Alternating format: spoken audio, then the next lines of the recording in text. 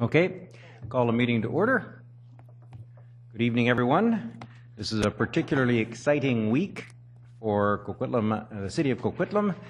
This week, and probably as we speak, we have athletes from across the province descending upon our community. Many of them are here tonight, or they're probably just trying to find parking, because they want to get the full Coquitlam experience, but we want to welcome all of the athletes from across the province that are going to be participating in the 55-plus BC Summer Games. There's a tremendous event on at 11 o'clock on Friday. That is the swimming competition that, don't laugh, the swimming competition that I will be participating in. It should last, it's 100 meters. It's 100 meters, so it should last about 6 or 7 minutes. I'll bring you a life vest. There you go. I actually competed in the very first BC Summer Games in 1978 in Penticton, and this week I get to participate for my first time in the 55-plus games. I know so many athletes that are really looking forward to coming into Coquitlam and seeing all that we have to offer, as well as showing their athleticism in the advanced age of 55 here that I have now joined. So welcoming those athletes and all of the volunteers and so many organizers that have put so much effort into what I think were going to be an outstanding games. And we'll have much more to report a week from now. Mr. Clerk. Thank you, Your Worship. First item this evening is the minutes of the public hearing held on Monday, September 12th. Recommendation to approve. Moved by Councillor Marsden, seconded by Councillor Towner. All in favor? Opposed? Carried unanimously. Item 2 pertains to the minutes of the regular council meeting also held on Monday, September 12th. Recommendation to approve. Moved by Councillor Marsden, seconded by Councillor Wilson. All in favor? Opposed? Carried unanimously. Item 3 is minutes of the Sustainability and Environmental Advisory Committee meeting of Tuesday, July 26th. Recommendation to receive. Moved by Chair Councillor Brent Asmussen, seconded by Councillor Wilson. Who's the Vice Chair? All in favor? Opposed? Carried unanimously. Item 4 pertains to development variance permit authorization to reduce the lot width provisions for a proposed two-lot subdivision at 610 Thompson Avenue. Prior to reading out the staff recommendation, I would invite the chair to call for speakers. This is an application for a development variance permit to reduce the width for a two-lot subdivision. So we will open the floor to any people in the audience who might have comments about this. Are there any speakers to this item? Are there any speakers to this item? This is at 610 Thompson. Are there any speakers to this item? Seeing none, Mr. Clerk. Thank you, Your Worship. Staff recommendations that Council approve the signing and sealing of this development variance permit for 610 Thompson Avenue, and that the Mayor and City Clerk be authorized to execute it. Moved by Councillor Reid, seconded by Councillor Zerillo. All in favor? Opposed? Carried unanimously. Item 5 involves consideration of fourth and final reading of zoning amendment bylaw number 4638 and highway dedication cancellation bylaw number 4658. This is for a proposed subdivision at 3419 Victoria Drive. Staff recommendations that Council give fourth and final reading to City of Coquitlam zoning amendment bylaw number 4638 and fourth and final reading to City of Coquitlam highway dedication cancellation bylaw number 4658. Moved by Councillor Asmussen, seconded by Councillor Zerillo. Fourth and final, all in favor? Opposed? Carried unanimously. Item 6 pertains to consideration of housing agreement bylaw number 4704 for 41-unit market rental apartment building at 945 and 951 Charland Avenue. Staff recommendations that Council give first, second, and third readings to City of Coquitlam housing agreement bylaw number 4700. Second. Moved by Councillor Towner, seconded by Councillor Asmussen.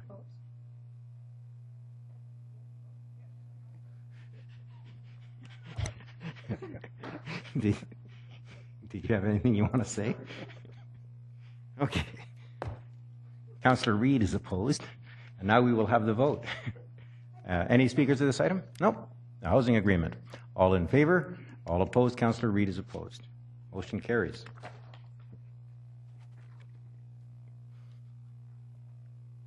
Item 7 pertains to the regional growth strategy consideration of the 5-year review.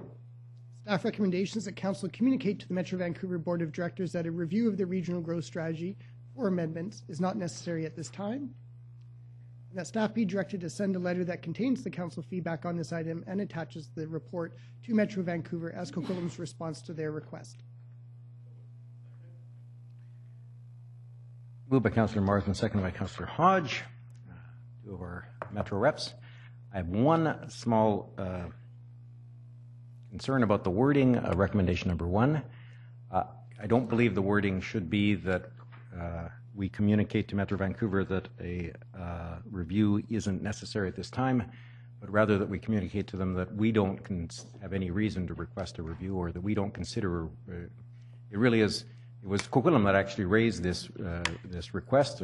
Councillor Reid was on that committee that fought hard because of our concerns related to the RGS, and we ended up with a 5-year review subject to this vote. And I believe that every local government in Metro Vancouver should have this opportunity. I'm not saying by my vote that a review isn't necessary. I'm just simply saying that Coquitlam isn't requesting one.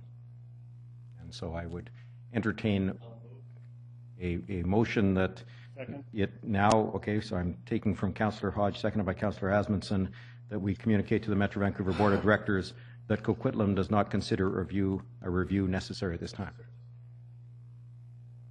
That amendment. Any questions on the amendment? All in favor of the amendment? All opposed? The motion as amended. Any discussion? All in favor? Opposed? Carried unanimously. Mr. Clerk. Thank you, Your Worship. Next item, item 8, concerns the Southwest Park Blitz Initiative. Staff recommendation is that Council approve the proposed Southwest Park Blitz Initiative, which consists of a 3-year program to update aging park infrastructure in 12 Southwest area parks, and 2, approve the allocation of $2.5 million from the Infrastructure Reserve to fund this project. Moved by Councillor Marsden, seconded by Councillor Hodge and O'Neill in kind of a harmony? It was stereo. Oh, Councillor Asmundson. Well, thank you very much. Good report from staff. I support the Park Blitz, fixing up some of these playgrounds. As the report on it has been not properly maintained over the years and has gotten to the state of repair as to where we need to do this Park Blitz to bring them up to standards in this area. So my question, though, through to staff is that there must have been a funding gap in the park maintenance budget.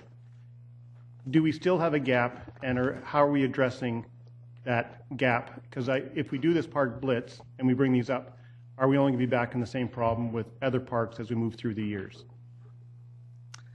Yes, Mr. Alloway. through the chair. Yes, that is correct. If you look at our entire park infrastructure for the city of Coquitlam, there is a gap. We are bringing a report forward probably next council meeting, actually council and committee meeting with information. And I think we provided some preliminary information on this in the past. That one of the business plan items we have this year is to prepare a park infrastructure condition assessment and a sustainability plan forward to council to have a better understanding of just how much infrastructure we do have in our park system, and that's anything from lights, parking lots, drainage, courts, et cetera, including sports fields. Complete a more detailed assessment of the condition of that infrastructure and determine how do we sustain those assets over the long term. So yes, there's a gap. Right now, we estimate that infrastructure is probably in the range of $110 million. 40 of that would be sports fields. And again, more details will be forthcoming. What this will do is help us really kickstart that system with an infusion of funding that will be targeted to primarily to playgrounds and to parks that do require those upgrades. So you'll be seeing something coming forward in the next couple of weeks. Well, thank you very much. I'm looking forward to seeing that report and in that detail, because while I'm glad we're doing these improvements to these parks that are long overdue, I just don't want to see us to continue to get into this problem where we're not maintaining the parks to the standards for everybody in every area of the city that we should be doing, and making sure that everybody has the same level of playground equipment and maintained to the same level of standard. So I'm looking forward to that report, and I would gather that report then would be, if it's accepted by council, would be part of the budget submission for budget deliberations. Yeah, through the chair, it's a preliminary information. The report will be coming forward. Will highlight where things seem to be going. It's about 80% complete. It isn't likely to highlight specific funding requests for this year, but because we're not quite complete yet, but we'll probably highlight something for subsequent years. We do believe that should council support the Park Blitz initiative, that we believe that will substantially help us manage the program over the next 3 years, but we want to start thinking beyond those 3 years, what kind of funding levels we're going to need to sustain our infrastructure over time. That's great to hear. Thank you very much. Good report. Mr. Marsden. Thank you. I'll echo the comments of Councillor Asmussen with regards to it is a good report. I think this is a great initiative. I want to thank Parks and Rec for it.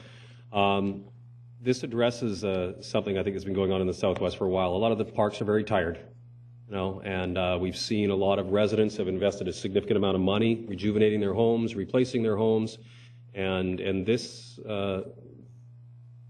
recommendation is going to allow us to show those residents that we want to support them with that and provide them with facilities that are spectacular. Parks and Rec has done a great job with the new parks. And here's an opportunity now to address some of these ones that are aging. I think this certainty is very important because what we've seen over the last year or so, there's been trade-offs. And I think some of these that got to the point they are because of trade-offs of priorities. What made its way to the top of the list and what fell off. And unfortunately, these are 12 examples of some of the things that got bumped down and got, I use the term tired. So I think this is a great initiative. I think it's important to recognize that this is a 3-year timeline. And so I'd really encourage us to take a look at a communication strategy to let residents know, there's 12 parks here.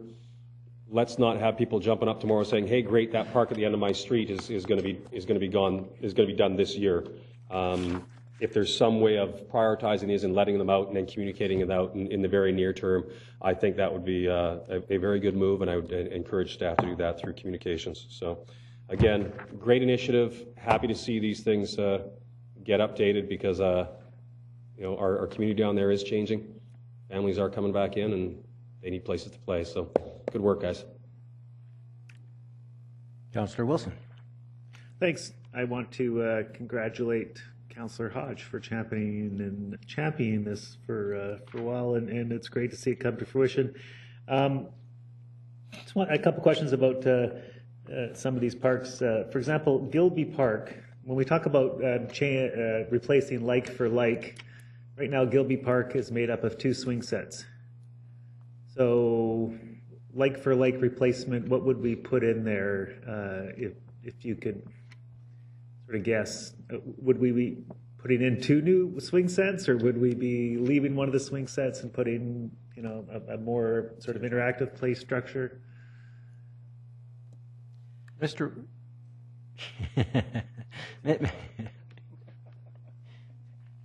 Ms. Reinheimer. Through the chair, yes. The intention isn't specifically that like for like, but more a similar scale of playground as would be in a similar neighborhood park.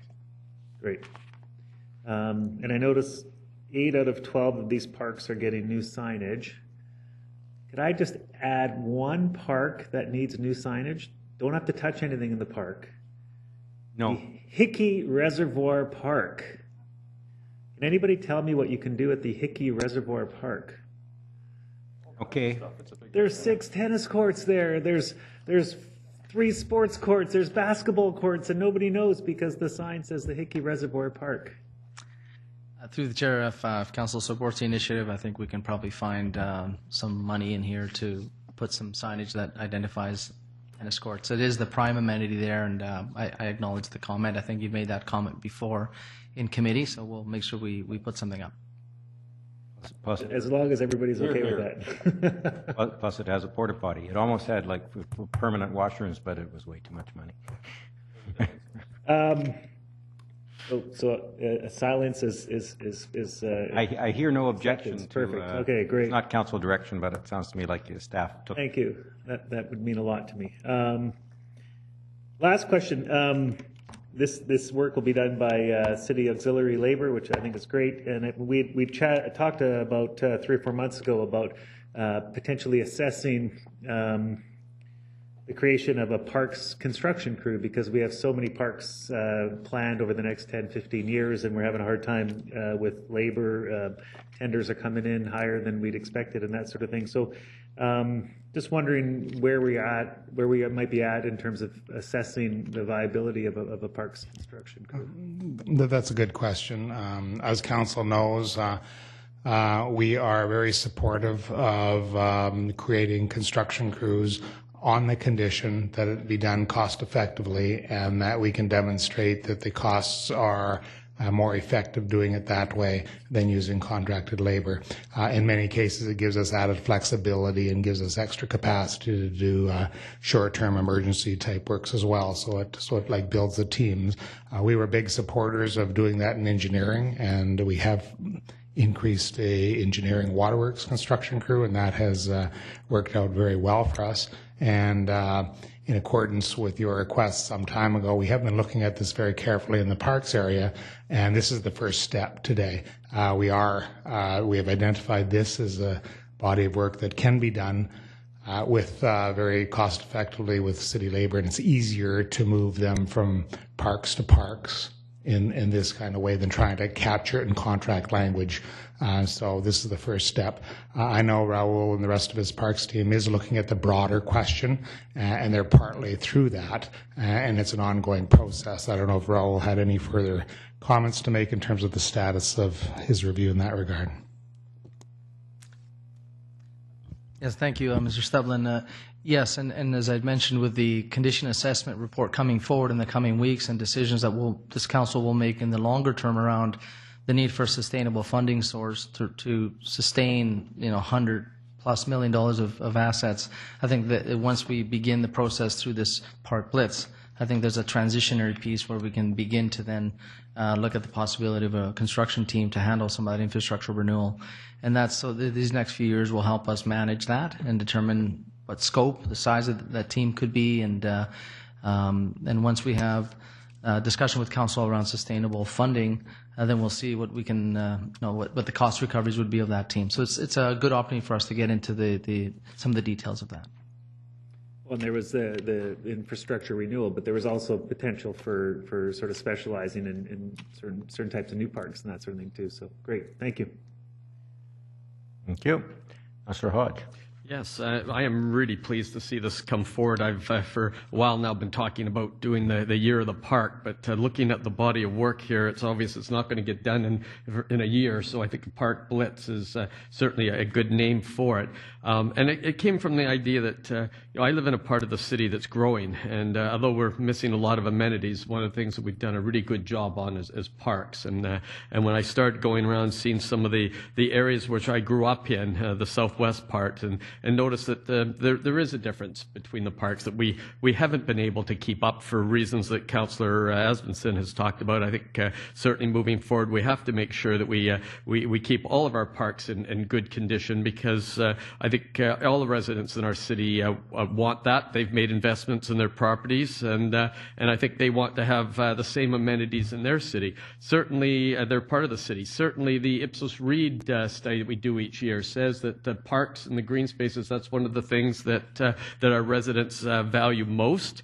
And it's sad when we go out to our older parts of the neighborhood that we see, in areas that was once just a swing set and a teeter-totter back then, and some fencing, and those were the type of parks that we built back in the day. And so here's a chance to go in and sort of revitalize them. We've made a significant investment in new parks in the growing areas of our city. We've made a very big investment in our sports fields throughout the city, and I believe it is now time to go back and reinvest in these neighborhoods. noting that this money that would come from the Infrastructure Reserve Fund is in addition to all the other good work we're doing. We still have new parks coming online, a couple each year. And I note that in our ongoing program, we still already have plans for the replacement of Panorama and Eagle Ridge tennis courts, the Westwood Summit and Blue Jay playgrounds, the docks at Lafarge and Coma Lake. So we're already doing some of the things that we were going to do, but this allows us to go in there and look at 8 parks and really sort of fix them up. My question is, looking through, and I recognize that we've used the word like for like, because we're not planning to go in there and rebuild the parks and move things around, because that would be a huge cost. But when I look at some of the parks like Crestwood, which is on page 7 here, and there's a sport court in the background, which is just an open court. The new ones today we build with fencing, we build them differently. So is like for like just basically the same thing as there, or when there's a sport court, it gets upgraded to the same standard of the new ones we're building? That's a good point. The 2 sport courts that we've identified currently are just squares of blacktop, and we would bring them up in some cases. In Crestwood's case, it's actually pretty solid, so it just needs the fencing and the appropriate amenities around it. So it will completely look the same standard as the ones we built at Millard Orchard or Galloway, for instance. So that's the intention.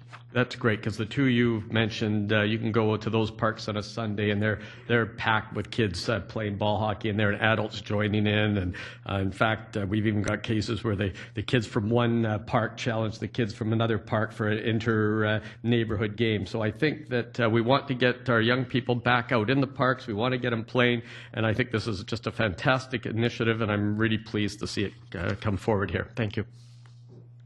Councillor Reid.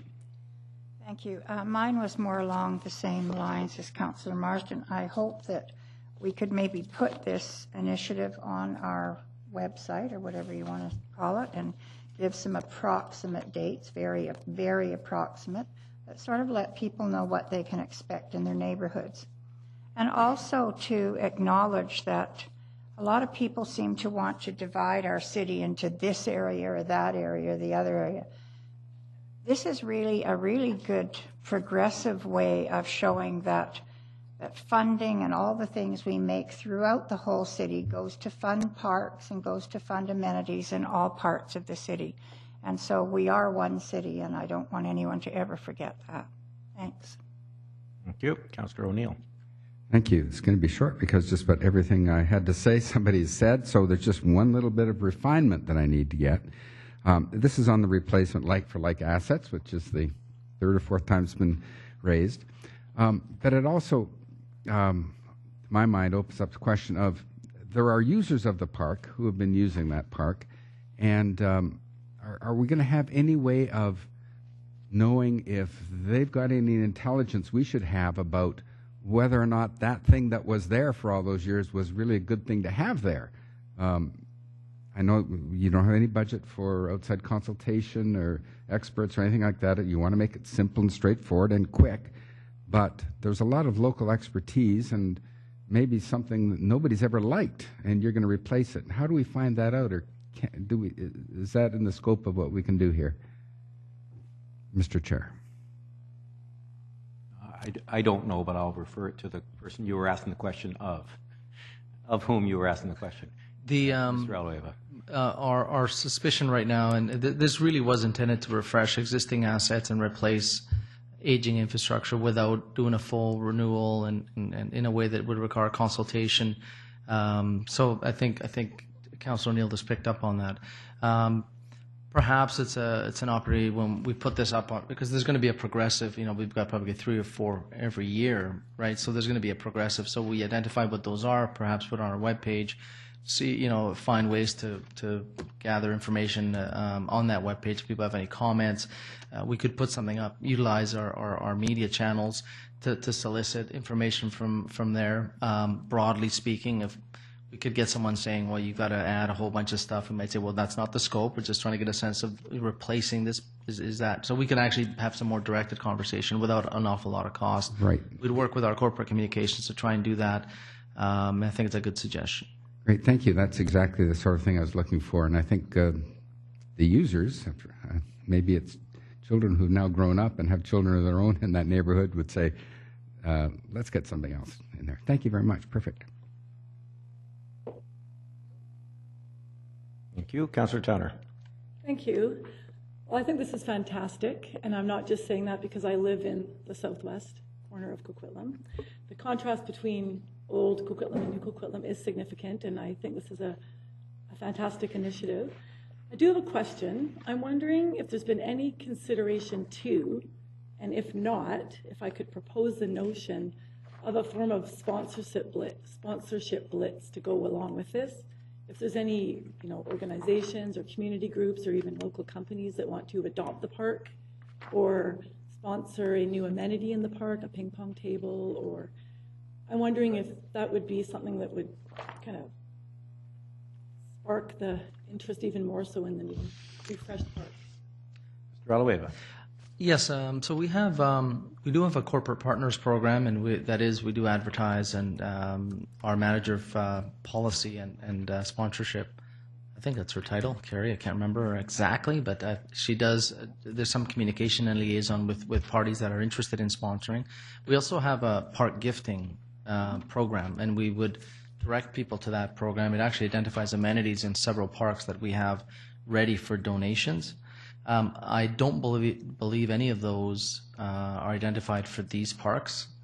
Usually they're new infrastructure, new benches, new, it could be picnic shelters, it could be outdoor exercise equipment. In these cases, we've actually simply tried to replace items that are currently aged and that just need replacing. However, again, perhaps through my discussion with our policy manager, we could see whether there's any current interest by any group that could actually be diverted to one of these parks that makes sense for donation.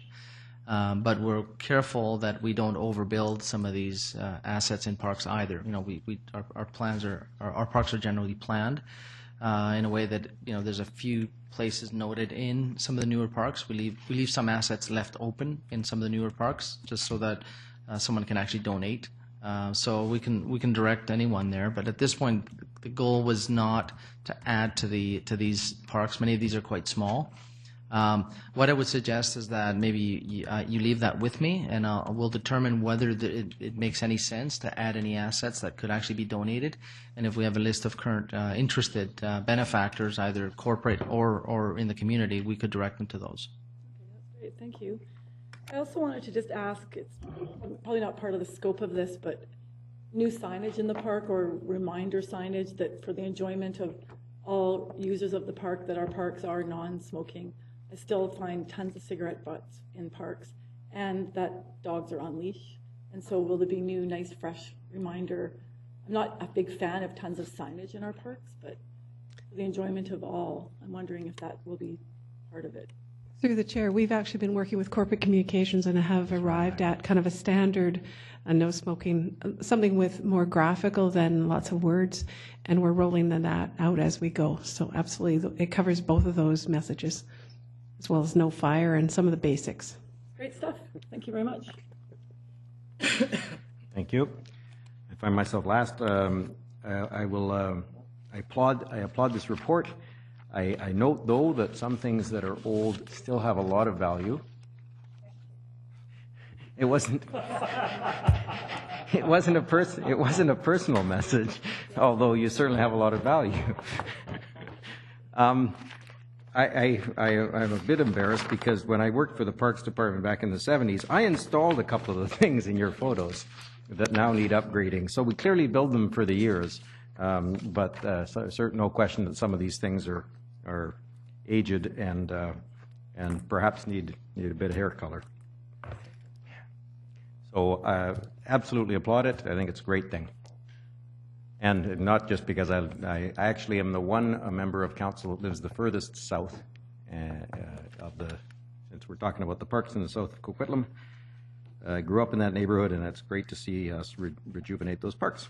So the question is the parks blitz. All in favor? All opposed? The motion carries unanimously. Item 9 pertains to the Riverview Forest Trails project.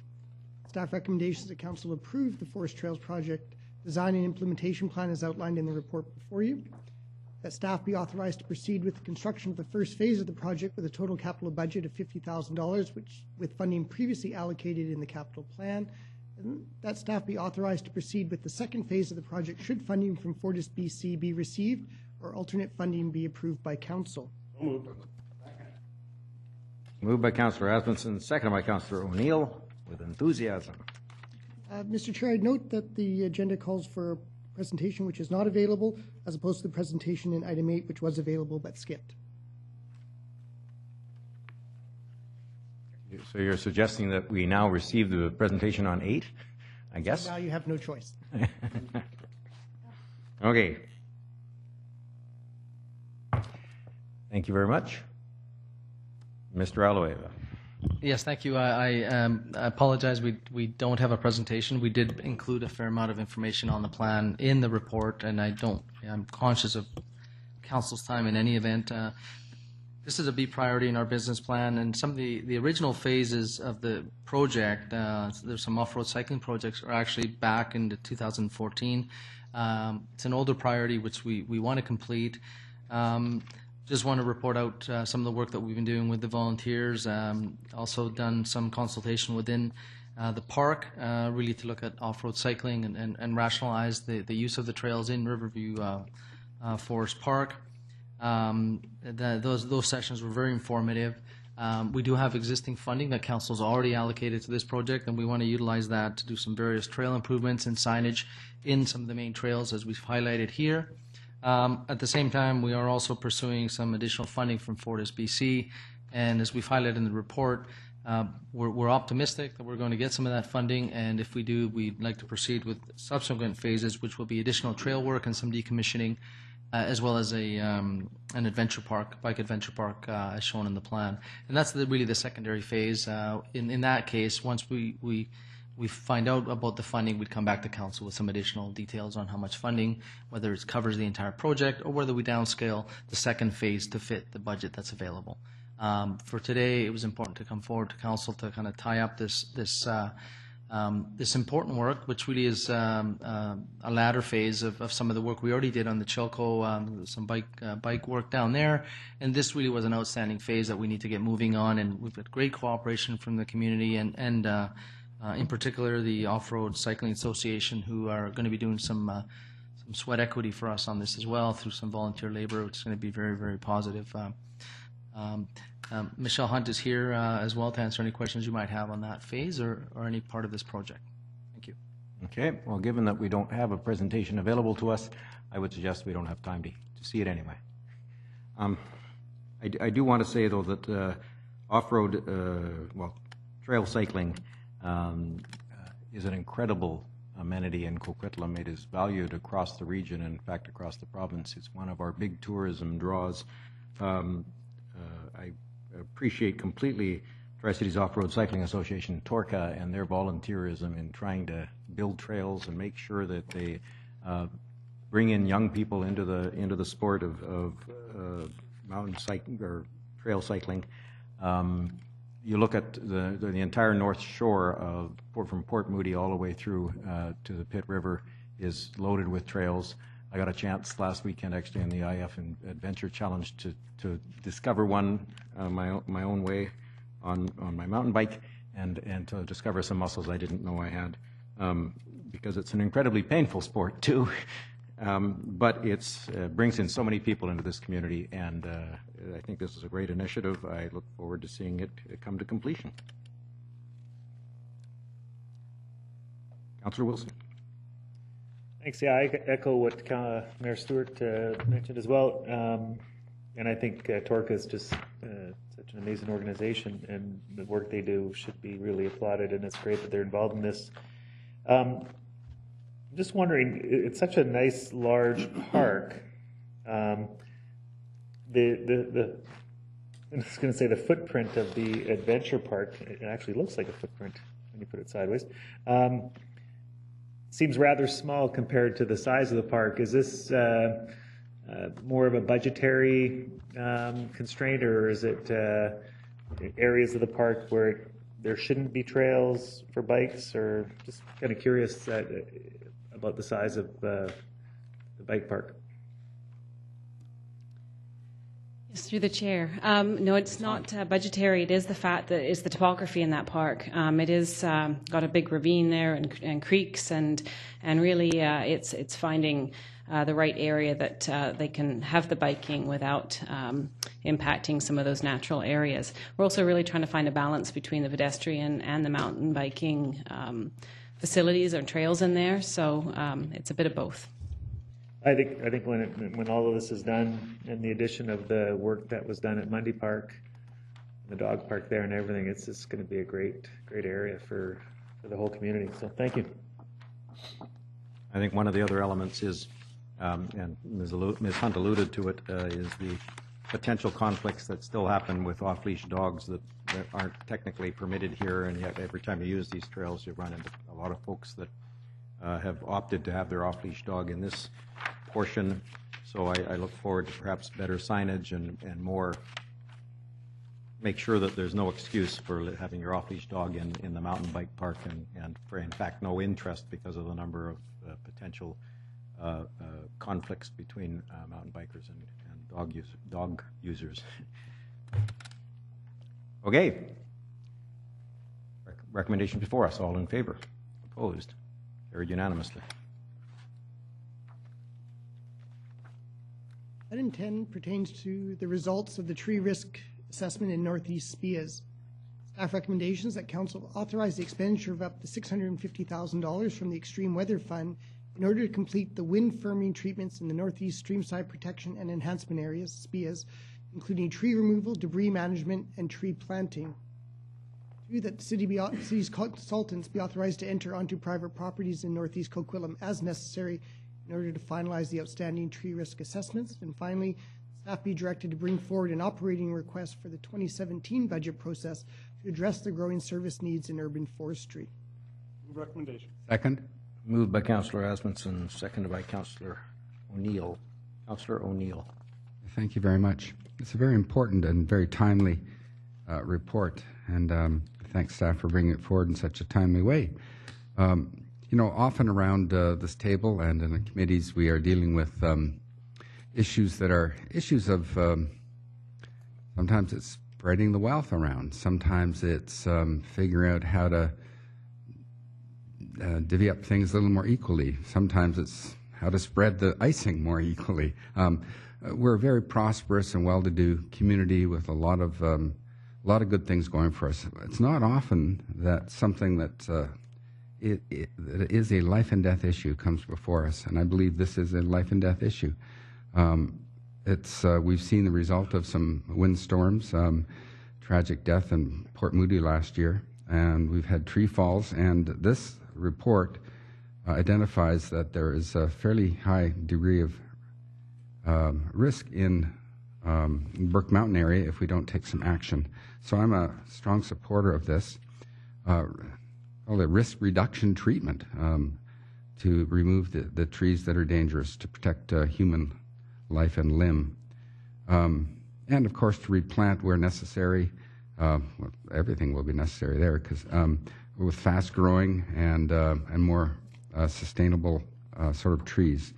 I had a question about the assessment that our experts have made regarding this versus the assessments that qualified environmental professionals were making regarding the depth and the composition of the SPEAs, the environmental setbacks.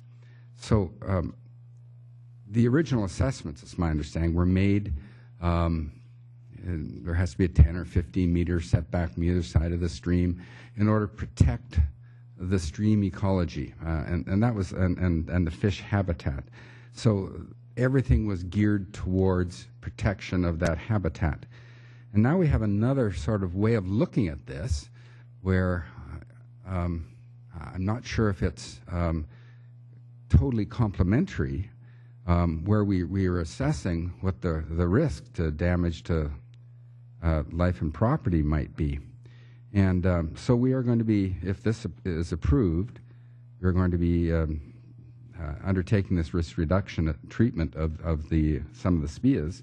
But in doing so, will we be running afoul of what was necessary, according to the qualified environmental professionals, to put in place to make those streams environmentally healthy. And so we had the DFO-driven issue for fish on one hand several years ago, and now we've got a life and limb safety issue. And how do those complement each other, or are they at loggerheads in some sort of a way? I had earlier alerted Mr. Alueva that I would ask this question so he could be prepared, Mr. Chair.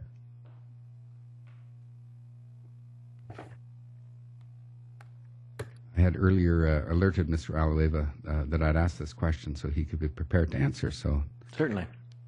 Okay. Through the chair, I was hoping to come across as highly intelligent, but now.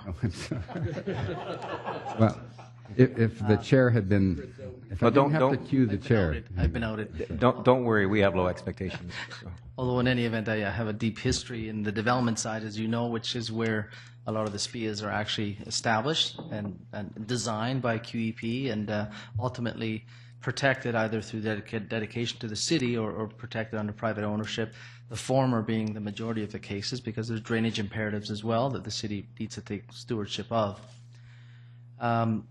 The underlying, so when you look at the current, and Jim, Mr. McIntyre, who's might be able to add to this, but the underpinnings of the current process do require, as has been mentioned, a qualified environmental professional to establish the area identified as the SPEA, area that will be protected, and there's values associated with that. These include riparian and aquatic habitat that are intended to protect the stream. It's a stream-side, essentially stream-side protected corridors. The values that team, that qualified environmental professional team, is really a balance of environmental interests. But there's also others, such as geotechnical, for instance. In some cases, you need a geotechnical expert on the team to manage potential slope stability, which goes to tree protection, right? In some cases, that's necessary to retain trees that might be on the verge of being, they're pretty good, could survive, not sure, looks pretty good right now. We need to protect them to protect the geotechnical stability of the slope, as well as in some cases, some of the trees identified within these areas not only contribute to the aquatic and environment and terrestrial habitat, but also are part of the measures and lands adjacent to it that have to be protected from wind firmness. So there's a balance of values. Every creek is different. Every slope is different, and it's not a science which is 100% certain over a decade or 15 years. Where what happens is that creek is protected, then the surrounding lands then is cleared. The regimes over the longer term for drainage and sun penetration, et cetera, begin to become known over the years, and in some cases, it begins to show a decline in some of the trees in the SPEA. I guess to answer your question, our goal in this process is to reestablish the aquatic and terrestrial habitat as best as possible. Our team is intending to do that through the replanting schemes and maintaining a lot of the ground cover and minimizing the impact as far as possible. Clearly, we have to take trees out, which takes away some of the shade. And there's a replanting scheme that's going to be developed as part of this that does have to be essentially compliant with the measures required by the agencies, by the environmental agencies. So our goal is to protect the habitat values. So even if there's a particular creek that we have to cut trees, some of the trees have to be cut.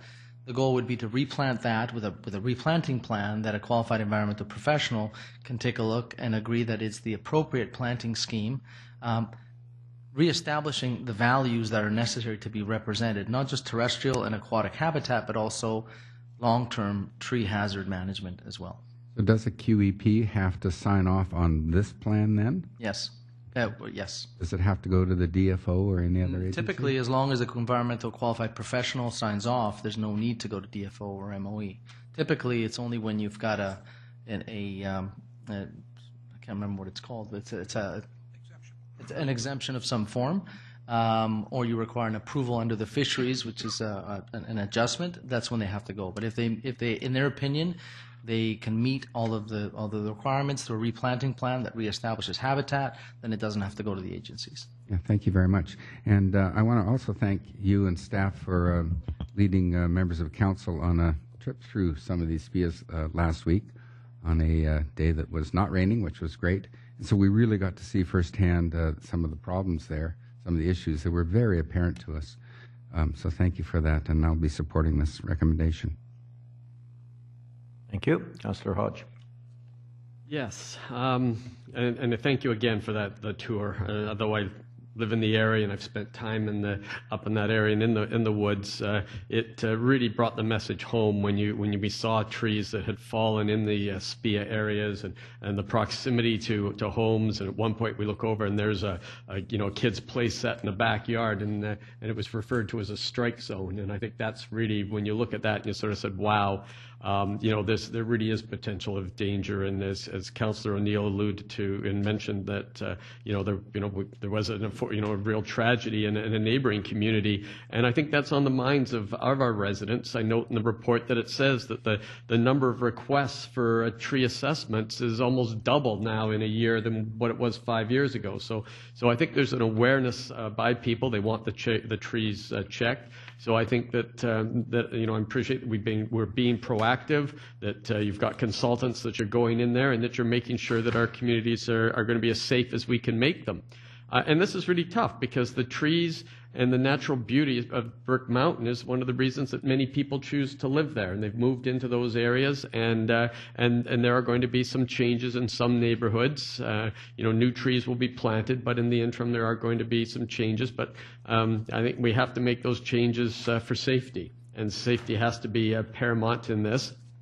And over the weekend, I had a couple of people ask, well, how did we get here? And I think that what I found was really interesting was on our tour, and we learned about the composition of the forest stand, and the discussion that that Burke Mountain was logged 100 years ago, and when the new trees came in, it's not like today where a forestry plan is in place. The mountain was just left to self-seed, and hemlock, I guess, was the first tree in there, and it repopulated the mountain, a very high percentage of hemlock, which would not be found in a natural forest. And the hemlock trees, as we saw, have a very shallow root, and they come over really easy. So I guess some areas will have a very high percentage of hemlock, and we'll see a significant change in those areas, and others maybe not so much.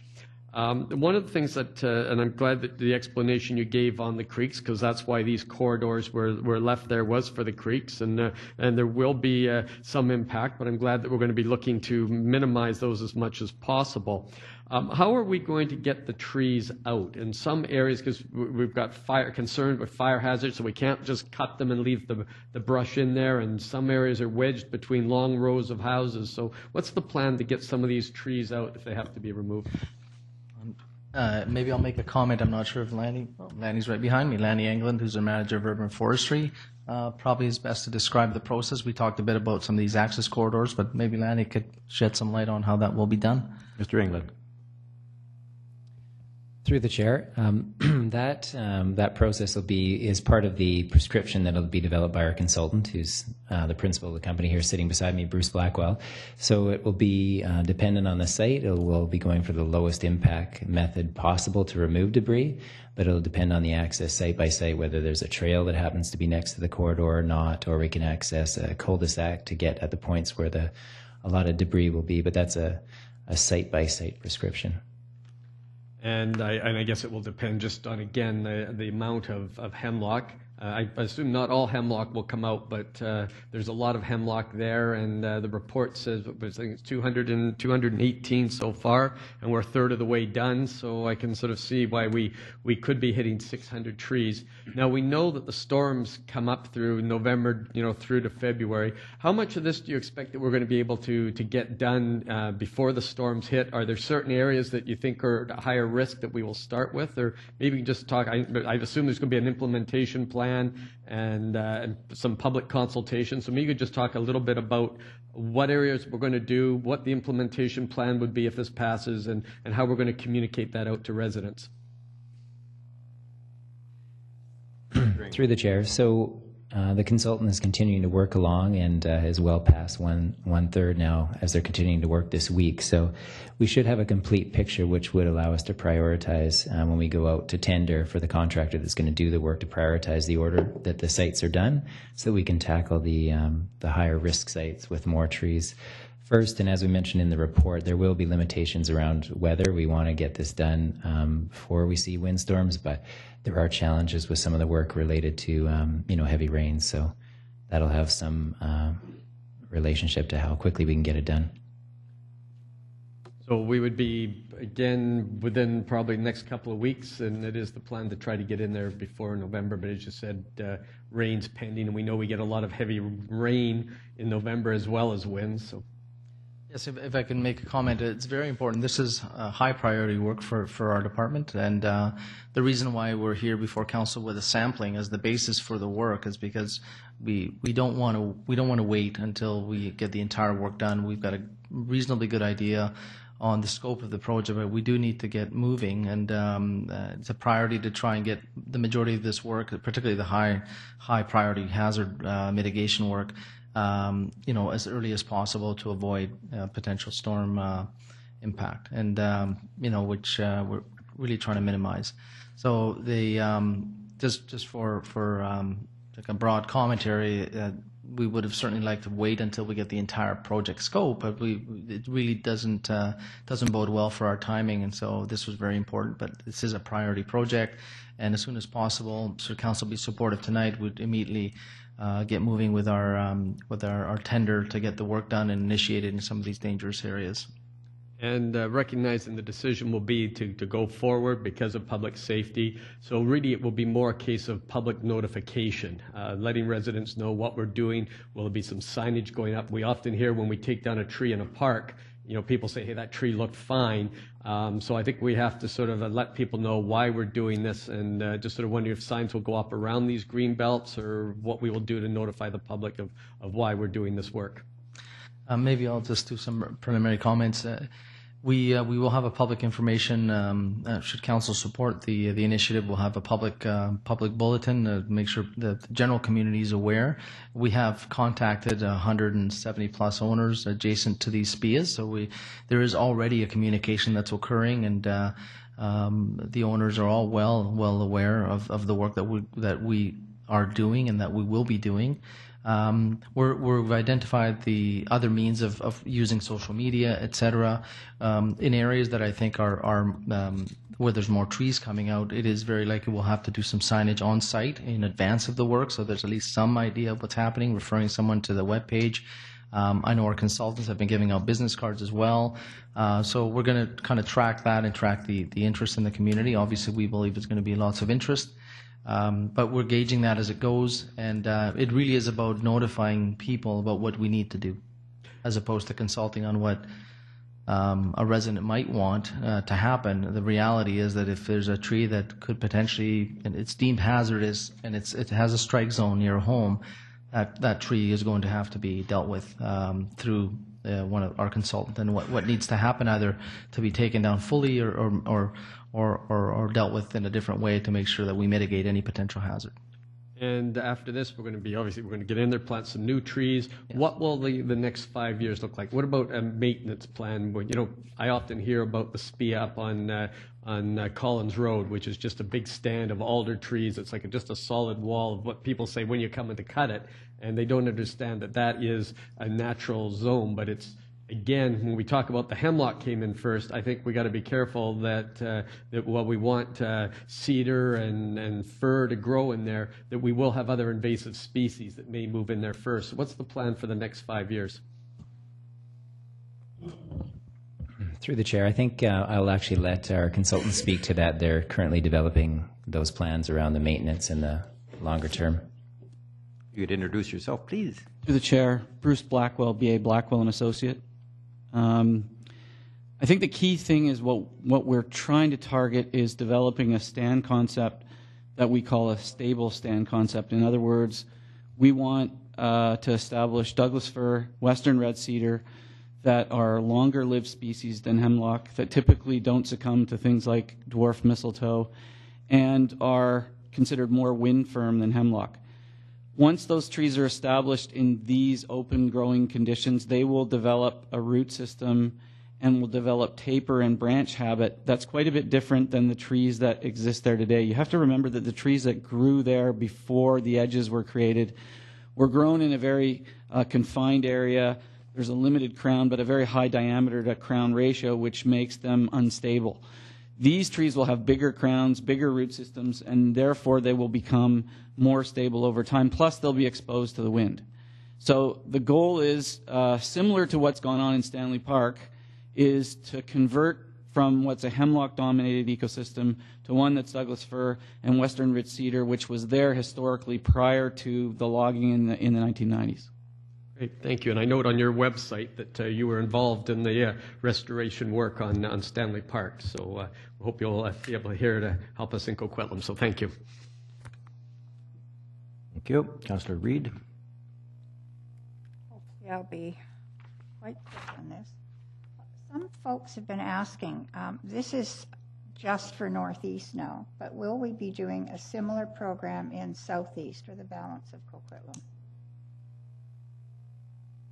Mr. Alloway.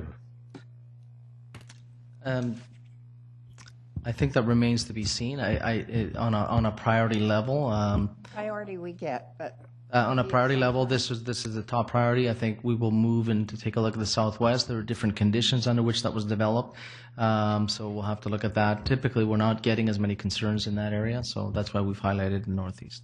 A lot of people have been talking about second opinions.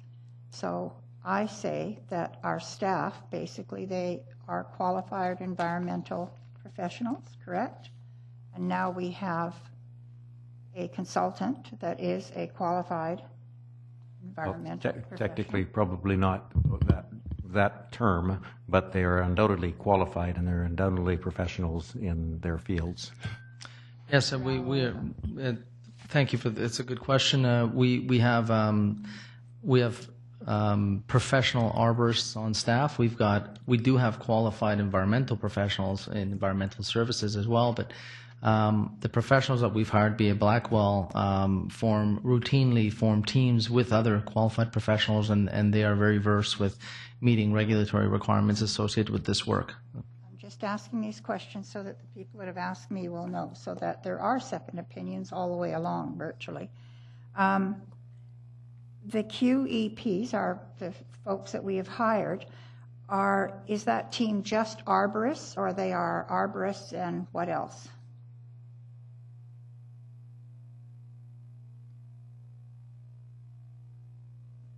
So my team consists of a number of different qualified professionals. The people that are doing the risk assessment are certified under the International Arboriculture System to do what's called TRACS assessment, which is a formal tree risk assessment process that is focused on protection of life and property.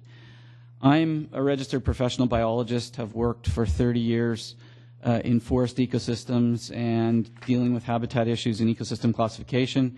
I'm also a registered professional forester. Another individual on my team, Bob Green, was the regional podologist, forest soil specialist with the Ministry of Forest, and is also a registered professional forester and an ecologist. So we have a very diverse team.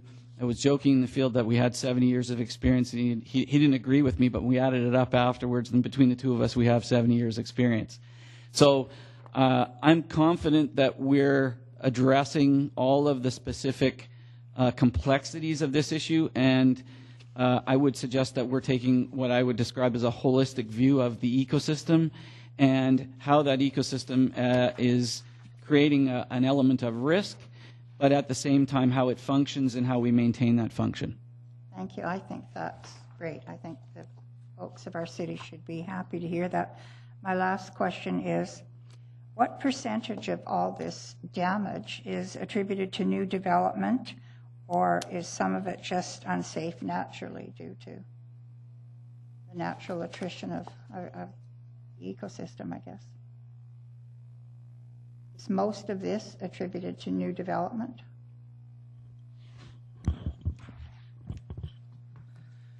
Well, it's a question that... If I will if start- the trees were at risk of falling, they weren't on risk of falling on a house before the house was built. Right. So I will start perhaps the answer, and perhaps Lanny and Mr. Blackwell can add to it. Trees fall naturally. Trees decay, but there's no strike zone associated with them. In that case, there's no hazards technically. The process by which that decay occurs, it varies. Certainly, logging and then the reseeding that creates a situation when you do remove large areas of trees, and when you clear trees, clearly that's going to impact the edges of remaining areas, and the wind firmness of those areas are something that need to be considered. So there's a variety of factors. There's no question that development does create conditions that have to be managed, and how they are managed is really the key question over time, and how you balance the values of managing those SPEAs. Not just the aquatic and terrestrial habitat, but the wind firmness and the longevity of those stands of trees that you really need to manage over time. So it's complex. It's very complex, but those are the questions I was asked, and thank you for the answers. Thank you. Councillor Marsden. Thank you. Along the same line as some of those, but specific to recommendation number 2, which is authorizing the consultants to go onto private properties. Now, just to clarify, there's 188 properties that you've sent out notification to. We've got 178 signed authorizations, which is a spectacular result. I think trying to get our communication out on how to deal with garbage and bears, we'd love that type of result. So is this recommendation specific to those 10 remaining properties, or is this a blanket for future as well?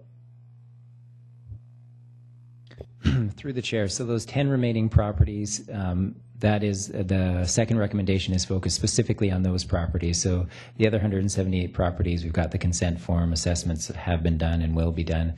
So it's just about those 10 outstanding properties. Okay, just want to be clear that we were not just blanket authorization to go on any property up there. It's specific to the ones associated with this project. Okay, that's great. The question I have in terms of moving forward, a lot of discussion in this report was development's done, the SPEA is created, and it's really a number of years later that you start to see the challenge. So is part of the plan for future that our consultants putting together is where we go to from here? Or is there something that can be done at the time of a development to better identify what the problem trees might be and take action earlier in the process?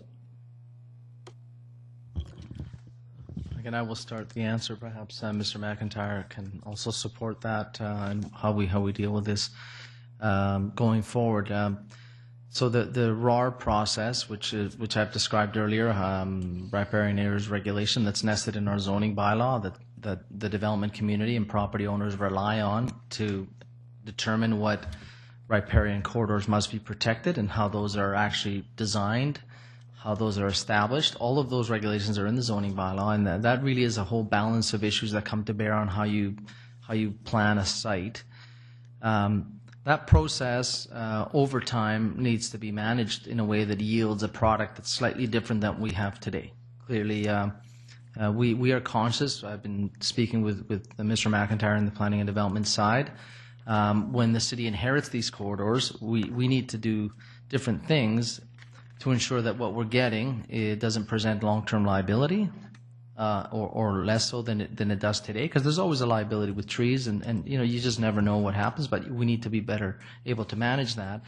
And there's a number of things that we can look at that and going forward. Some municipalities do put a greater obligation on the developer that's dedicating that to manage that over a long period of time before they give it to us. In other words, they have to maintain it for a number of years. They have to put monies up to maintain it. That's something we have to look at. That puts a greater onus on them to protect those corridors, and it's both a cost and a management imperative for the city. Secondly, it's the manner in which we elevate, perhaps in a different level of value, the whole idea of tree risk assessment as it contributes to the habitat and its importance in the long term of that SPEA. We need to do more to I think, restore the balance of trees and their long-term health on the whole issue of risk. as opposed to just the aquatic and terrestrial values, which I think are more dominant. But that's something we're thinking about. We do need to probably think about that, look at it, and find out the best way that we can enhance our ability to manage the SPEAs so that when they are dedicated to the city, that we're more confident that we're not going to have to go in and manage them in a way that we're facing today. I don't know if Jim has any comments. Jim. Mr. McIntyre. Thank you, Your Worship, and good evening. Yeah, very interesting, informative discussion here this evening. Just a couple quick observations on my part, and then I'll turn more specifically to the questions. And I think this came up in some of the commentary, certainly from Mr. Alahueva. This is not a precise science, these trees. It's a living organism. It's a plant. And, they have a lifespan, and they have stresses and changes over time. It's not like an engineered structure. It's not like a bridge or a roadway. So we have to recognize that it's part of our environment. And I guess the other thing I would note too, and it was a reference to unfortunate and deadly tree fall next door in Port Moody. And I was in Port Moody before I came to Coquitlam, and it was an issue then in the development of the Heritage Mountain area as well. I think we're a little more advanced now than we were then in terms of assessing and dealing with those interface areas where it was a forest before, and now there's a neighborhood on one side and it might be a riparian corridor on the other, or park area. And but it's an ongoing challenge, and I understand from my colleagues in PRC and actually having witnessed some of the outcomes of recent storm events up on the North Shore, or northeast Coquitlam, is very concerning, because we're part of the development process to create those new neighborhoods, and certainly we don't want to put anyone in harm's way. So and I know Raul and I have had a number of conversations about this, and in the report, you notice on page 2, there's a next step number 3, and where we'll be collaborating with Parks, Rec, and Culture in going back and reviewing maybe some of our practices and policies in this regard. And with that, I guess back to the question about that balance we've been talking about between the riparian corridor and the responsibilities under the riparian areas regulation for that. But also in creating these corridors along ravines that have a forested nature that needs to be managed and dealt with initially. And it seems to be becoming evident as it needs a little more proactive management right from the start, and ongoing closer maintenance. It's not just once the subdivision's done, everyone moves in, we go off to the next one.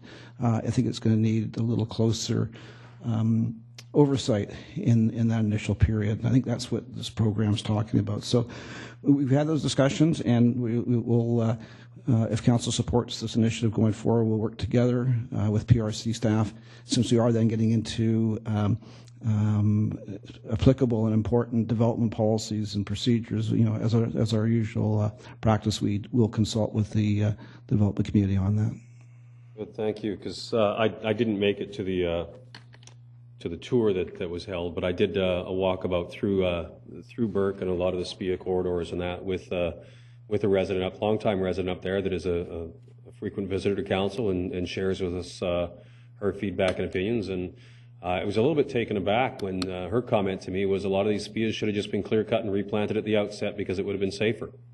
I was shocked to hear that from somebody that is truly seen as someone that's an environmentalist of sorts. So I think it is important that we take a look exactly what this is. Obviously, a significant ticket for us to cover right now, and I'm just interested in, as we move forward, I'd much rather see us looking at this as it goes along, as the developers are coming in, as the SPEAs are being established. Perhaps it's being those trees that are identified are taken out at that time, where it's far more financially viable than after the houses are in place and you're having to deal with craning the stuff out or whatever. So I'd really like us to look at that and ensure that we've got those plans in place. And and figure out exactly what we have to do, because I will put personal safety of our residents ahead of the tree every single day of the week.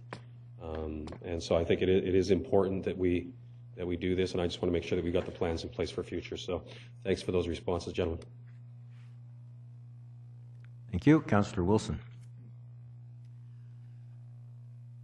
You know, I just felt sick to my stomach when I was reading this report, and when I heard about the results of the tour and everything. Unfortunately, I wasn't able to go either. And I'm getting a bit of a sense of how this could happen, but we're always told that the qualified environmental professionals are the experts. They know what's best, up to date, information and research and all that sort of thing. Well, they approved these SPEAs, and we went along with it. And I would have hoped that they, like now, I guess in retrospect, all these things, are a lot more obvious. But Mr. Blackwell, you would know that, not that you did these plans, but hemlock have very shallow roots and, different lifespans, and yet we allowed all these hemlocks to be in these SPEAs. So how did this happen? How did the QEPs get it so wrong?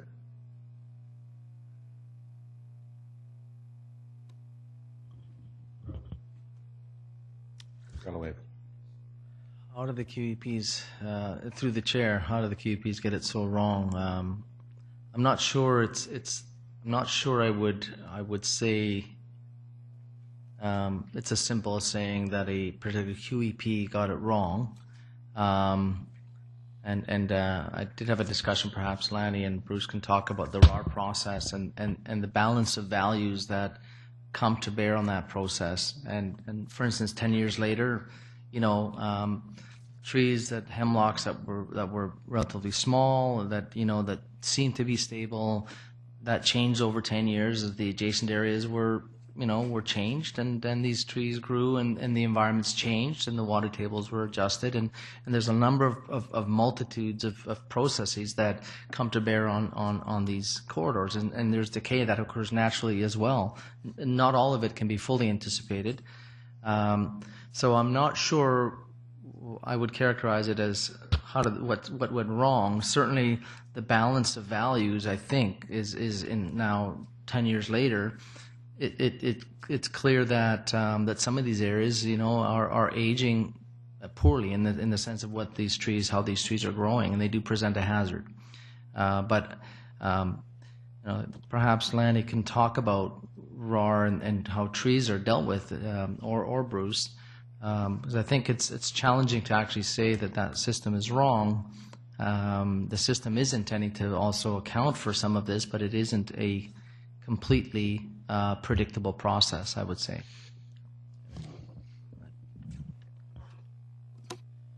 Through the chair.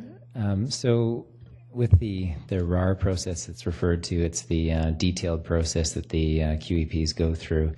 And there's a number of measures that they're looking at. There's a long list, and there's specific protocols to follow for each of those measures they're looking at, largely focused on the aquatic habitat, but how the forested area impacts that. So the wind firm assessment portion of that is something that is to be done, and it is done, and did happen in these SPEA corridors up in the Northeast. Like Raul said, there's a lot of factors. It's a little bit of a crystal ball. They're looking at the situation as it is. Things change. I'm sure in some cases there was hopes that leaving collections of certain trees, they might work together, and they thought that might be stable. But it's a site-by-site thing, and I think it just in a lot of cases on Burke Mountain has not panned out the way that the particular professional had hoped in the long term. I know in the early stages of the planning, there was a lot of discussion about how wide the setbacks should be, and in the end, the decision was to go with the smaller setbacks. Had we gone with wider setbacks, would this not have been as much of a problem as it is now? or is that not as relevant? Your Worship, if I could just... Mr. McIntyre. Yeah, I think that's really one of the critical questions. That's something we'd like to take away and have that discussion with experts like Mr. Blackwell. However, that said, I would note that, again, referencing back to tree fall in Port Moody, particularly last year's tragic event, those were SPEAs that were determined through different, the SPR process, not the RAR process. And I know, and personally, where I live, in the Lower Westwood Plateau, that was not developed under the RAR either. And in fact, we had trees come down. My neighbor's house was struck by a hemlock tree, and I had a hemlock tree that was removed after they monitored the ravine behind my house. So again, the setbacks are an important factor, and I think we want to take that away and have a look at it. But again, you really just need to recognize it's a dynamic environment. There's some species that are more prone to creating a hazard than others, and I think we just need to be more, and maybe now we're more aware of that, and certainly we need to be more attentive to that going forward. Are there just a lot more hemlock in the Burke Mountain area than there are in Westwood Plateau or Heritage Mountain? I haven't heard of having to cut down 600 hemlock in Heritage Mountain. Did that happen in the past along the SPEAs? Mr. McIntyre has... I'm way out of my league here. I'm not an arborist, but I do know the tree that fell on my neighbor's house is a hemlock, and the one that was removed behind my house was a hemlock. I don't know what the particular species were recently in Port Moody. Mr. Blackwell might know that, but... I mean, and then we talk about the next steps, and maybe it's more proactive management. Well, to me, that says, yeah, we cut down all the hemlock and replant in their place. I mean, is that basically what we're looking at doing? I don't know. I just so frustrated with this. I'm so glad we're doing something about it. Don't get me wrong. But it just is so frustrating that we have such a problem when we're supposed to put all of our trust in the qualified professionals, and we get it wrong like this. And it just makes me wonder, well, what other problems do we have in the future in areas like Burke Mountain, where we've relied so heavily on qualified environmental professionals to guide us, and we have such extreme weather now. It's a very unique ecosystem and weather system up there. What other things might be going wrong? Like I just really hope that this is a bit of a wake-up call for us to be maybe a little bit more careful and operate a little bit more conservatively when it comes to trying to manage Mother Nature. I think this shows that Mother Nature is a lot more resilient and or maybe not resilient, but just a lot more dangerous than we anticipated. When we talk about replanting some of these trees, replanting them with cedar, Douglas fir, what kind of size of trees are we talking about putting in when we're replanting? Through the chair, ideally we're planting some trees that are bigger than we would in normal forestry operations. So we're going to look at a tree that's a meter and a half tall to give them a head start.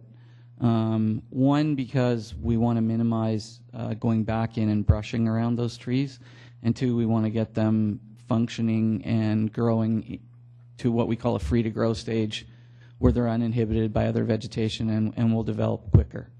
So that's the focus. And so Councillor Marsden talked about, potentially, getting rid of some of these problem trees like hemlocks before we're actually building.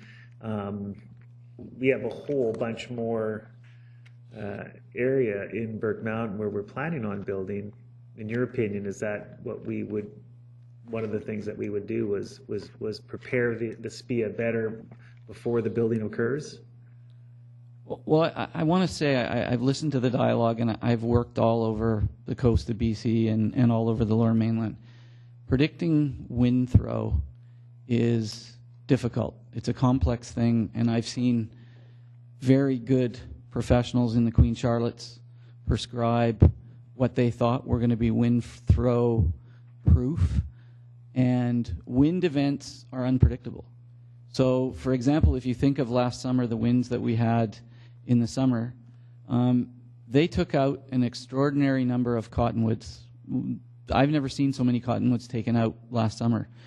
And largely the conclusion amongst our community is that it was the drought stress that, combined with the wind, caused a lot of those, plus they were still in full leaf, caused them to break and blow over. Many of us who've been in the business for a long time would very unlikely have predicted that.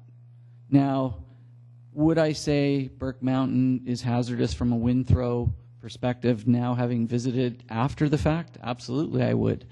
But I might have done similar things to what the qualified professionals did at the time, which was they did spiral pruning, they did assessments.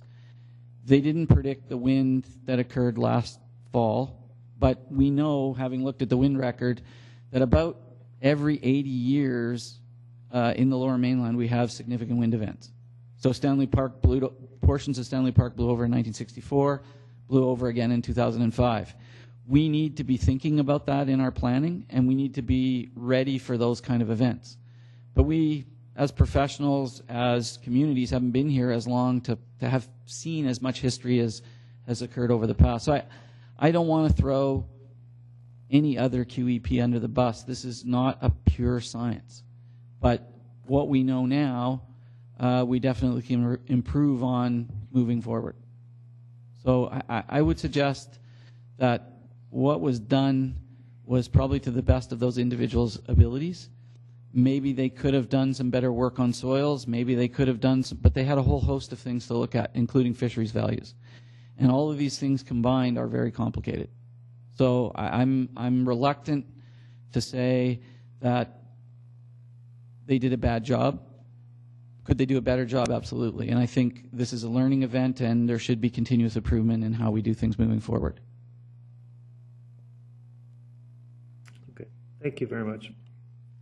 Yep. Councillor Asmussen. Thank you very much. To staff, a very good report, and to Mr. Blackwell. It was 5 of us made the trip, 3 councillors didn't. It was unfortunate that they didn't, because I really felt the information and how you described the situations on Burke Mountain on that tour was very beneficial to get a better understanding of what's going on. I live on Burke Mountain. Mind you, I will do note the argument about being 60 years or 70 years just because you were feeling older at 70 years. That's why there's the debate. You didn't think you were that old. But the issue is, and I think you explained to us, that the way, I think Councillor Hodge said it earlier, is the way that mountain was cleared back 90, 100 years ago, all the slag, the stags were all left on the ground. Western hemlock grew in more than what had been there prior to, grew over snags, grew over things that create greater instability, and it doesn't have a deep rooting pattern. The soil in the northeast is not a deep soil.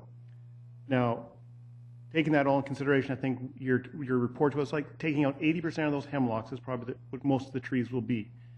But I think what's in your report, and it's in here, is that not all those hemlocks are going to be totally taken out completely. Some will be left for wildlifing or snag trees to create ecological values for woodpeckers and other wildlife within the forest. So you've got a complete plan going on here. And I want to thank you that I don't think it's blame is the way to talk about this issue. I thank you for your comment saying that I think in everything we do, we're always learning and trying to get better at what we do. And I think every consultant that was a QEP tried to do their best up there. I do think over the years, and Mayor Stewart and I have talked about this, that there was, from just not staff, but the environmental community and everybody else, to focus in on shade, stream protection solely, and not really think about the trees. I know Mayor Stewart and I over the years have talked to a number of times about some trees and stands that had been left, and we had questions years ago, and I'm glad this risk assessment was done. But I do believe, through Mr. Alanueva, that we need to carry this on through the rest of the city of Westwood Plateau. I think there's other areas. When you talk, Mr. Blackwell talked about Stanley Park in 2005. I was on council at that time with that windstorm, and we felt kind of overshadowed. Our favorite park, Monday Park, took a devastating hit in the number of tree losses within Monday Park and other areas throughout the city of Coquitlam. And you're talking a 450-acre park that we consider as protected, but there was a lot of trees coming down in that area. So width of the SPEA may play a part, may not play a part. I think from our discussion with you that day, it was more about the type of trees that the hemlocks there creating the hazard in there, and replanting with Douglas firs and western red cedars. So I thank you for that. The other question I have, and I just want to make a clarification to it, and I want to make sure the people at home understand. And when the people at home mention about mistletoe, we think about something that's a Christmas decoration. I just want to make people understand that mistletoe is a disease, swelling of the branches. Mr. Blackwell, if you want to give maybe more detailed explanation to the trees in the hemlocks and other ones that are also infected by this and the hazard that causes, Mr. Blackwell can help explain that. Mr. Blackwell. Through the chair, mistletoe is a parasite, and it forms almost like a bird's nest branching habit, generally quite far out on the branch, and rains seed down that infects other trees that are growing underneath it. And largely the trees that occur on Burke Mountain grew up under other infected mistletoe trees. So many of them are heavily infected with mistletoe, and that bird's nest that first forms then allows the parasite to move through the branch and into the tree and cause rot and decay in the main bole of the tree. If you've been in hemlock stands that have been exposed to severe winds, for example, what's gone on in Burke Mountain, what's gone on in Stanley Park, what's gone on all over the lower mainland, we find that these trees in heavy winds at that point of infection snap. They don't blow over necessarily in the root, they snap at the point of infection, and that's a weakness that's caused by that parasite. These trees were infected 100 years ago. Many of them have branch swellings that are 14 or 15 to 30 centimeter branch that's caused a massive infection in the bole, and they're now susceptible to that breakage. So we see that commonly in hemlock, and it's very common on Burke Mountain. Thank you for that, because I just want to make sure that people understood that. And that was a very excellent explanation to that, because it highlights another problem within the forest stand on Burke Mountain. But I think we need to move forward, just not on Burke Mountain, which is a developing area, but go back to the areas that we have developed and look at whether it's Westwood Plateau, where our Mr. McIntyre, our manager of planning, lives, or people on the south side, to make sure that our stands of trees are all safe for all the residents in Coquitlam. So once again, I want to thank the staff and the consultant for a very good job on this, and I'll support the recommendations moving forward. Thank you. Thank you. Councillor Zerillo. Well, thank you, Mr. Blackwell, for saying two of my favorite words, continuous improvement. So thank you for that. Mr. Alanueva, I just want to say thank you for all of your comments today. I think that you summed it up in acknowledging that the balance between life and property and the ecological work that we were really, really working hard to try to do, we're off kilter a little bit. And I hear you saying that we're going to do the work to make sure that we bring the balance back. So I really appreciate that. Question is, what were the considerations of life and property when those SPEAs were defined? Like, you know, if we talk about the 80-20 rule, or was there any consideration for the life and property, or were we all on the science side of protecting the streams? Mr. Alanueva. Again, professionals might chime in here. You have to think of this living organism that we established, the SPEA, that it's established back in 2005, 10, 11 years ago. And at that time, there's a number of trees protected, they're retained, they're not substantially large, they seem to be in decent health. You know, the best case scenario, that they're going to do well.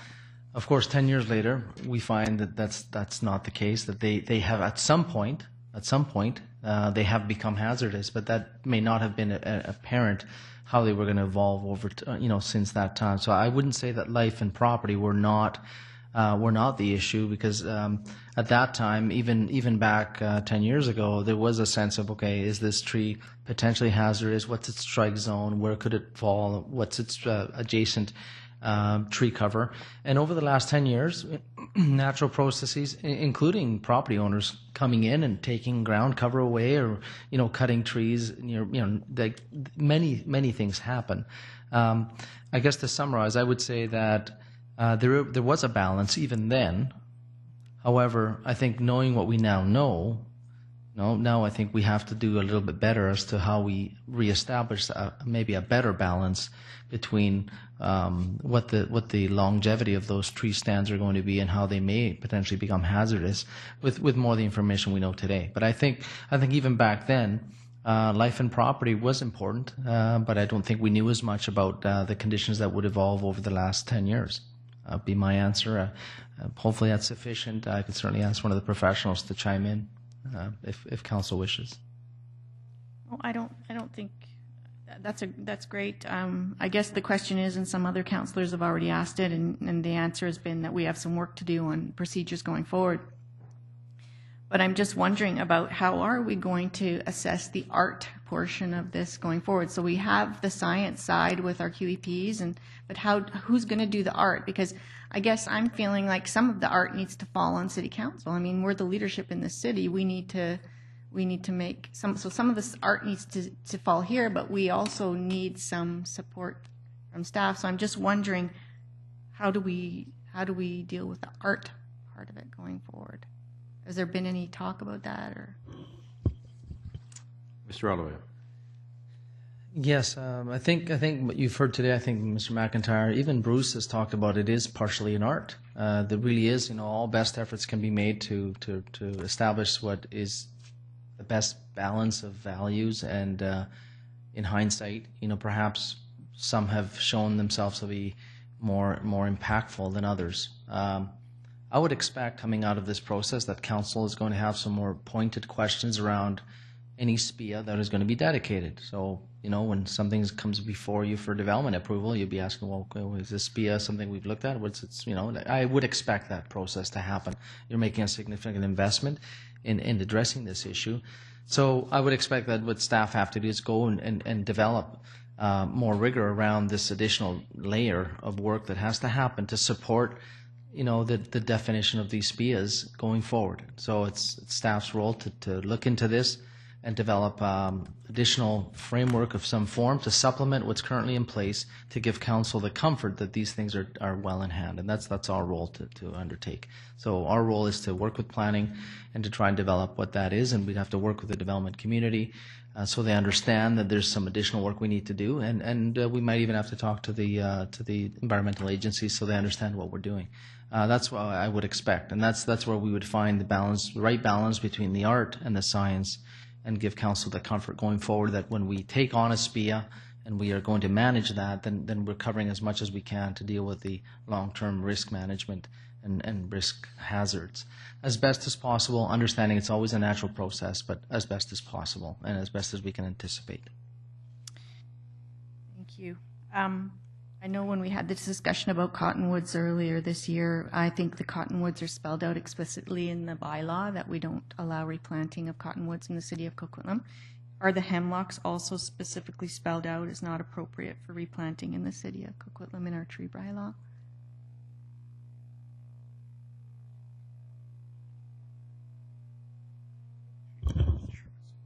I will have the answer for you in about 3 minutes. Okay, I got another question and we're waiting for the answer.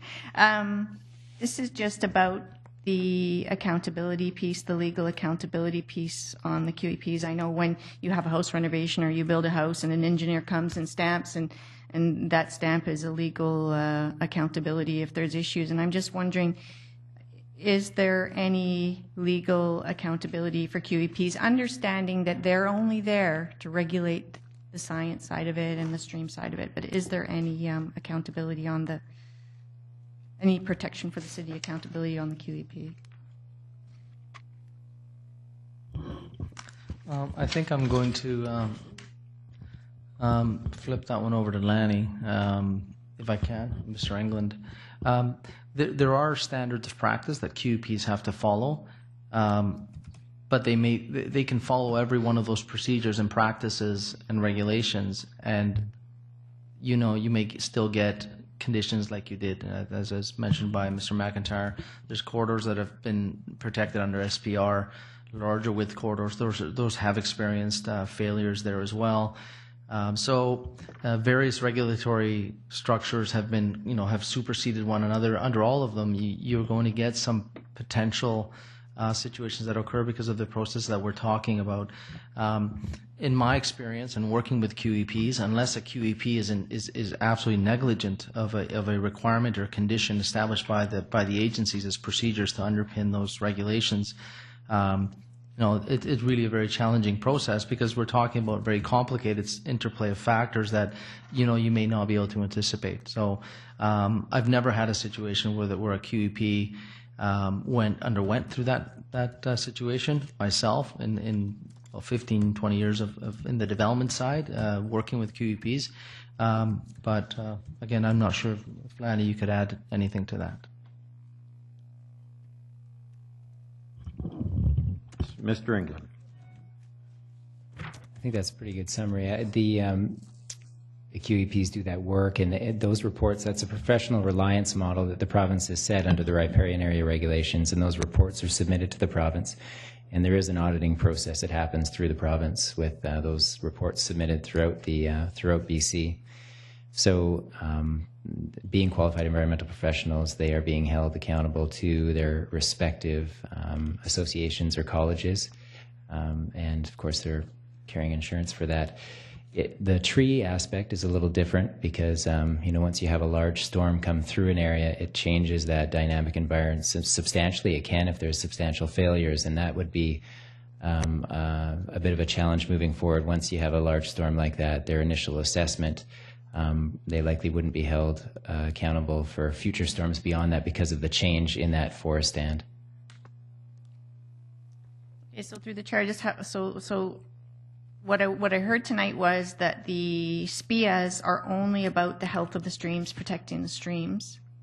So how does the tree stability play into that, or does it not play into it at all? Like, we're talking about apples and oranges here. Like, the QEP has no real responsibility for the stability of any trees, only that those trees don't interfere with the protection of the stream. Is that correct? Like, I guess I'm just trying to delineate how do the trees, as risk of life and safety, even have anything to do with QEPs? It doesn't seem like the QEPs have even anything to do with that. I certainly, Mr. Alloway. I wouldn't want to give the impression that in the discussion today that the qualified environmental professional and the team of QEPs, as I've kind of mentioned, every project is different. You can have a team of QEPs that has a biologist, a geotechnical expert, a tree expert, et cetera, et cetera, et cetera. And the prime QEP, which is dealing with kind of establishing the SPEA areas, managing all of these interplay of factors. I think tree hazard management from the outset is always a condition, but as I mentioned, depending on the site and depending on the balance of values that are being considered and the condition of the current vegetation, there may be decisions being made around what gets protected. And on the best probabilities of the science at the time, the thinking is that could actually be a reasonable outcome. Over the following 10 years, different things occur, and there's some hindsight that comes to bear on that. But I wouldn't say that it isn't a factor. It is a factor, always has been a factor, but the degree to which, that particular professional is, and the values that they apply to the site will vary depending on the site conditions and the SPEA as is defined by the entire qualified environmental professional team. It's complicated, and so it isn't an easy answer, but certainly it is a factor and it is looked at. Our goal is to make sure it's looked at, in balance with everything else to a greater degree. Yeah. Okay. Great. That's great. Yeah. So I am looking forward to the procedures going forward based on that hindsight that you just mentioned. So do we have anything about the hemlocks? Are the hemlocks specifically spelled My out? apologies. I've brought forward a very hefty binder, and it's not in my binder. I will get that I would information be to interested council. in that because Yes. I think if there was having the cottonwood spelled out there is great, Yeah. and maybe the hemlocks also. I appreciate need to that. be added. We will get back to council on that. Thank you. Thank you. Councillor Tanner. Thank you. Being one of the last speakers, most of what I had planned on saying has already been said. I do have a couple of questions. On page 4 of Mr. Blackwell's report, it says that no nesting sites were observed at the time of the hazard tree assessment, but these assessments weren't completed by professionals trained in the identification of nesting and therefore should only be used for anecdotal observations. And I'm no expert in the seasons of nesting, but I'm just wondering if that will be reassessed and appropriate measures will be taken at the time the trees have to come down. So nesting and Mr. Black. sorry to the chair. Nesting applies. We're most concerned about the migratory birds during the breeding bird season, which is from the spring in April through to the end of August. We're now outside that window. However, my staff was looking to note whether or not there was any significant nestings of significant bird species like raptors, hawks, owls, anything like that, because we want to protect them if we can. Ultimately, the work that will be coordinated to remove the trees will occur very shortly in the next couple of months. We'll be outside of the breeding bird season again. But again, the arborists that will be doing that work will be trained, hopefully, to identify cavity nesters and or overwintering bird habitat, and we have options to deal with that if we find species of significance. So I'll say that, yes, the people that were doing that work were not trained biologists, but they were looking for indicators of any signs of nesting birds. Okay, thank you. You're welcome. Okay, I also wanted to ask, what kind of replanting ratio can we expect? Will it be for the trees that have to come out? Will it be 1-for-1, 2-for-1, 3-for-1? Do we have a ratio plan? Mr. Blackwell. Sorry. It's okay. Through the chair. I'm sorry if it's in the report. It's okay. Largely, what species is planted is determined by site and is determined by ecosystem. So wetter ecosystems will favor cedar. Drier ecosystems will prefer fir. I'd say right now the mix, and we probably will try to plant some big leaf maple as well. Big leaf maple is a good habitat tree in those SPEAs. Largely it'll be site driven right now. I'd say the ratio is 70-30 fir to cedar. And in terms of numbers, probably 3-to-1 would be the approximate ratio. Great, thank you. So lastly, I just want to say thanks to all of you. You do very important work, Lanny, the urban forestry folks, and Mr. Blackwell and your associates. The tour was really great. It added so much more for me, rather than reading the report, being up there and seeing a 45-meter fallen tree in the windstorm with a huge root ball that's only 60 centimeters deep. That, to me, is like the hemlock. That's how shallow the root system is on a 45-meter tree that's this big around. The roots are only, and it was, and I learned a lot about the topography and the wind and the mistletoe. I always thought mistletoe was just something for fun at Christmas. So I just want to emphasize that the tour was fantastic. I really appreciate it, and you do very important work. So thank you. And I also wanted to say there's a lot of passion trees in Coquitlam. We have a lot of trees. We value our green space and, you know, protecting the streams and the salmon and everything, but public safety has to be paramount. Thank you. Thank you, and I'm the only one that hasn't spoken yet. I'll be really brief, I hope. This is about, there's a lot of elements of climate change in this thing, and I actually really like speaking with people at the Insurance Bureau of Canada. Coquitlam actually is a partner with the Insurance Bureau of Canada on a bunch of climate change related risk management stuff, primarily on the stormwater and flooding risks. But you talk to some of those folks and they anecdotally and statistically can show that we are seeing more the increased frequency of extreme weather events, and that is flooding, and that is windstorms, and that is incredible challenges that a changing climate is bringing us. And we owe it to ourselves and to the next generation to respond as best we can with the best science we can. And if that involves species-specific removal, we talked about that with cottonwoods and with alders and with, of course, in the last summer's challenges. It was August 29th, I believe it was, where we lost a lot of cottonwood and almost some lives associated with the failure of massive cottonwoods that had been there, and we were presuming were wind firm, had been there for generations. We know that Port Moody's Neighborhood 2, Heritage Woods, Heritage Mountain, they actually had a band. At one point, they had a band of trees that was protected to, I think, primarily for aesthetics. From the other side of the hill, they wanted to not see houses all the time, so they put a wide swath of trees that they felt would be adequate in order to both provide that aesthetic barrier and to be wind firm. And when they all started falling on the houses in a windstorm, the developer was ordered or asked to go up there and please manage that risk by removing the trees and essentially replanting it with some more wind firm species. I believe a lot of that was hemlock as well. On the tour, we actually saw a 20 centimeter, that's a big hemlock, growing out of a fallen tree that was spanning. It wasn't even on the ground. So what we're going to get is a root of a very tall tree that eventually settles onto the ground in a crumbling tree, and it at that point is perhaps 20 feet from the roadway. Clearly, that's not that should have been addressed at the QEP stage. I think the kind of risk that we had associated with that, there's no reason to try to retain that tree. If you go to Mundy Park, one of the greatest examples I think is in the first baseline of the baseball field that's, I can't think of which number it is, but near the lacrosse puck, near the new field house. There's a tree where kids can climb under in the root ball because that tree grew up on a stump. And it was a hemlock tree that grew up on a stump. All the roots now go down and kind of looks like a six-legged table standing there.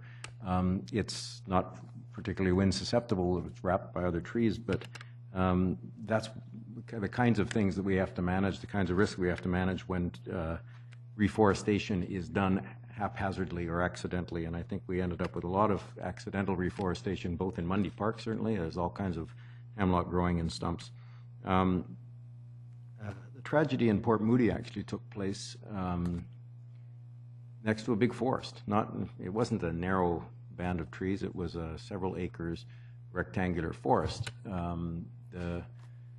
We see that, and of course the tree fall that we lost, the tremendous losses of trees we saw in Mundy Park and Stanley Park, those weren't on the edges of narrow bands of trees. They were smack in the middle. I've had trees fall on my house from the park next door, alder, and it's not a narrow or a shallow park. It's a dozen acres of parkland. So I think we have to start looking a little bit more carefully at the kinds of proximity issues when we have tall trees next to targets, as they were referred to, and next to risks, next to places we don't want trees to fall. We want them to, when they do fall, it ought to be in the forest of natural causes, not on top of the homes that are built. And so I applaud staff for going through this. This is a tremendous amount of work. I tell you, with council members that were able to go on the tour, I know that it was somber. There was wet eyes. There was a reluctance.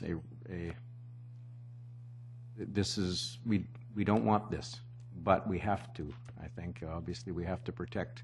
I won't characterize it the way Councillor Marsden did, but that's partly true. That there's no question that we have to protect life first and foremost, human life first and foremost, and then try to manage our tree risks so that we build up healthy forests in those SPEAs, and that may, in the short term, it's going to require some work. So I will be supporting these recommendations. Seeing no further intelligent comment. It's on the table. All in favor? Opposed? Carried unanimously.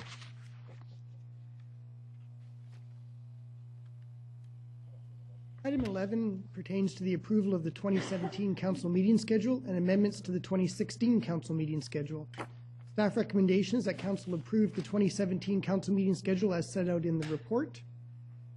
And 2 is approve amendments to the existing 2016 council meeting schedule in order to permit the addition of a public hearing to take place on October 3rd, 2016, and a Finance Standing Committee meeting to take place on October 27th.